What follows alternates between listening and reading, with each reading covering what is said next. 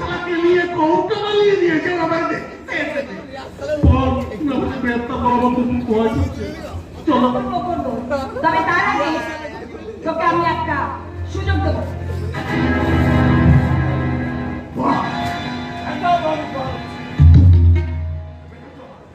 পুলিশের সবাই এমনিতে দেখা পাওয়া যায় না, ঠিক সময়ে অন দা টাইম চলে এলো। তুমি আমাকে ছেড়ে দিলে কি হবে গো?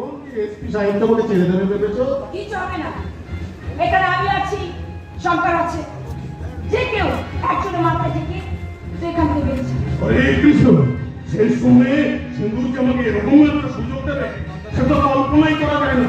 বলে মরবার জন্য প্রস্তুত হলো সিন্ধু।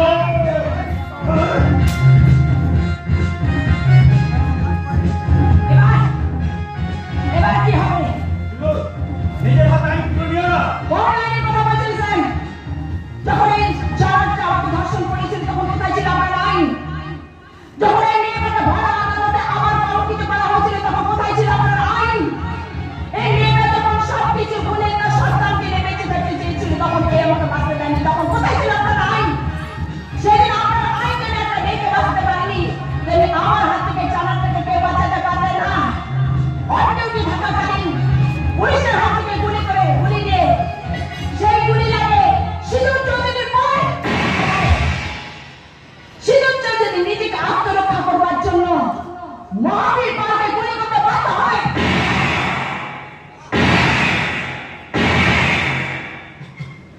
মহাবীর পাল পাল বংশে